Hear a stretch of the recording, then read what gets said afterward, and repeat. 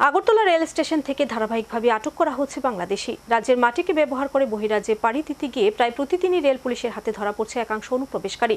Routine মাফিক তল্লাশিতে নেমে আবারও রেল স্টেশন থেকে একজন মহিলা সহ 2 বাংলাদেশিকে আটক করল পুলিশ। পরে ধৃতদের রিমান্ড চেয়ে আদালতে তোলা হয়। প্রতিদিন এভাবে রেল স্টেশন থেকে বাংলাদেশি ধরা পড়ার ঘটনায় স্বাভাবিকভাবে সীমান্তরক্ষী জওয়ানদের ভূমিকা নিয়ে উঠছে প্রশ্ন। রুটিন মাফিক চেকিংয়ে আবারও 2 বাংলাদেশি নাগরিককে আটক করল আরপিএফ জিআরপি থানার পুলিশ। আটক 2 বাংলাদেশি নাগরিকের মধ্যে একজন মহিলার নাম নার্গিস আক্তার, অপরজন মেহেদি হাসান। তাদেরকে রিমান্ডের আবেদন জানিয়ে বুধবার আদালতে তোলা হয়। প্রত্যেক দিনেই রাজ্যের কোনো না কোনো সীমান্ত এলাকা দিয়ে অবৈধভাবে ভারতে প্রবেশ করছে বাংলাদেশিরা।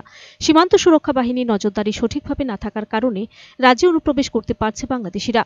সে বিষয়ে উচ্চপদস্থ আধিকারিকদের জানানোর পরও রুখছে না বাংলাদেশি অনুপ্রবেশকারীর সংখ্যা।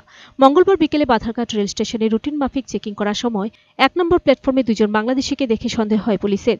সেই সময় আরপিএফ ও জিআরপি থানার পুলিশ তাদেরকে জিজ্ঞাসাবাদ করা হলে তারা ভারতীয় পরিচয়পত্র কিছু দেখাতে পারেনি। সঙ্গে সঙ্গে তাদের আটক করা হয়। এই প্রসঙ্গে বুধবার জিআরপি থানার ওসি তাপস দাস জানান, 2 জন বাংলাদেশি, একজন মহিলা, অপরজন পুরুষ, তারা দিল্লি যাবার উদ্দেশ্যে আগরতলা রেল স্টেশনে আসে। তাদেরকে আটক করা হয়।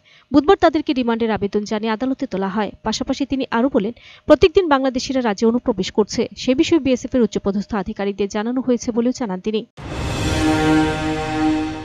হ্যাঁ, গতকালকে আমরা আগরতলা জিআরপিএস এবং আরপিএফ আমরা প্রত্যেক দিনের মতোই কালকেও আমরা চেকিং করছিলাম বিভিন্ন প্ল্যাটফর্মগুলো। তো ওই সময় 1 নম্বর প্ল্যাটফর্ম তখন আনুমানিক 4:30 বাজে। তখন দেখলাম যে 1জন মহিলা আর একজন পুরুষ তারা ট্রেনে ওঠার চেষ্টা করছে। তারপর আমাদের দেখে সন্দেহ হলো। তারপর আমরা ওদেরকে ডিটেইন করি এবং বললাম যে তারা কোথা থেকে আসলো বা তাদের কি আইডেন্টিটি। তখন তারা প্রথমে তো বলেছিল যে তারা ইয়েতে যাবে, কি বলে, দিল্লিতে যাবে এবং তাদের কাছে আই কার্ড আছে। তো বললাম যে দেখার জন্য, কিন্তু তারা ওইরকম কোনো সাপোর্টিং ডকুমেন্ট দেখাতে পারেনি। তারপর তারা স্বীকার করেছে যে তারা বাংলাদেশি নেশালার।